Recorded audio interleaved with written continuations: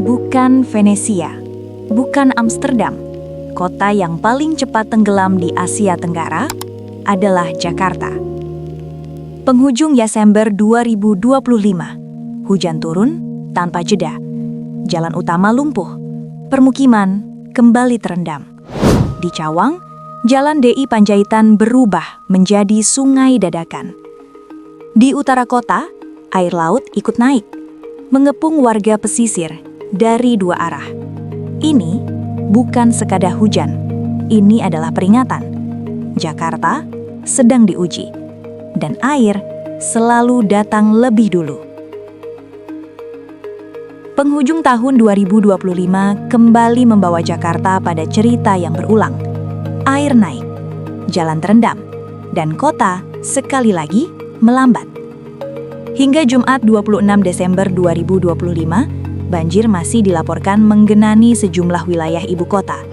Hujan dengan intensitas tinggi turun hampir tanpa jeda dalam beberapa hari terakhir, mendorong sistem drainase kota bekerja di ambang batas kemampuannya. Ini bukan kejutan, ini adalah pola. Di Jakarta Timur, kawasan Cawang menjadi salah satu titik paling terdampak. Jalan DI Panjaitan, urat nadi transportasi yang menghubungkan ribuan perjalanan setiap hari, berubah menjadi lautan genangan sejak Kamis malam. Arus lalu lintas tersendat, kendaraan merayap perlahan. Waktu terasa tertahan di antara air dan aspal. Di ruang yang sama, warga menyesuaikan ritme hidup mereka. Berangkat lebih lambat, berjalan lebih hati-hati, dan bersabar lebih lama. Sebelum genangan bertahan di jalan-jalan utama, hujan lebat telah lebih dulu merendam hingga 17 RT di berbagai wilayah Jakarta. Permukiman yang berada di dataran rendah menjadi yang paling cepat merasakan dampaknya. Air tidak hanya menguji ketahanan infrastruktur, tetapi juga mengungkap seberapa cepat sistem kota mencapai batasnya saat hujan turun terlalu lama, terlalu deras. Namun, ancaman Jakarta tidak hanya datang dari langit. Di wilayah pesisir Jakarta Utara, Kamal Muara, Pluit, hingga Ancol, warga menghadapi bahaya lain yang tak kalah nyata, banjir rob. Air Laut Pasang diperkirakan masih akan membayangi kawasan pesisir hingga awal Januari 2026, tepatnya sampai 3 Januari. Bagi mereka yang tinggal di garis depan pesisir, kewaspadaan menjadi berlapis. Hujan datang dari hulu, air laut menekan dari utara. Badan Meteorologi, Klimatologi, dan Geofisika memperkirakan cuaca Jakarta masih akan didominasi awan mendung pada siang hari dengan potensi hujan pada sore hingga malam. Peringatan dini cuaca ekstrim dan hujan dengan intensitas ringan hingga sedang berlaku setidaknya hingga 28 Desember 2025. Artinya, risiko genangan belum sepenuhnya berlalu dan kewaspadaan masih harus dijaga.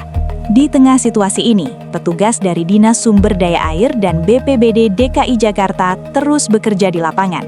Pompa air dioperasikan, pintu-pintu air dipantau, peringatan dini disebarkan ke warga. Masyarakat pun diimbau untuk melakukan pantauan mandiri melalui layanan Pantau Banjir Jakarta dan Tinggi Muka Air online.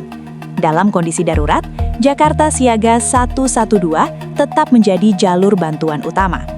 Di kota sebesar Jakarta, kesiapsiagaan adalah kerja bersama. Banjir akhir tahun ini kembali menegaskan satu hal penting. Ini bukan sekadar peristiwa musiman.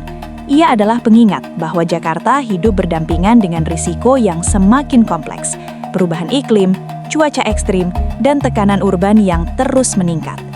Di bawah bayang-bayang air, kesiapsiagaan bukan lagi pilihan. Ia adalah kebutuhan bersama. Banjir akhir tahun ini kembali menegaskan satu hal penting. Ini bukan sekadar peristiwa musiman. Ia adalah pengingat bahwa Jakarta hidup berdampingan dengan risiko yang semakin kompleks, perubahan iklim, cuaca ekstrim, dan tekanan urban yang terus meningkat. Di bawah bayang-bayang air, kesiapsiagaan bukan lagi pilihan. Ia adalah kebutuhan bersama. Jika kisah ini membuatmu berhenti sejenak, maka tugas kami berhasil. Di Geonara, kami tidak hanya menceritakan apa yang terjadi, tetapi mengapa ia terus berulang. Subscribe Geonara untuk memahami dunia sebelum ia berubah lebih jauh. Karena di balik setiap bencana, selalu ada cerita yang perlu dipahami, bukan hanya ditonton.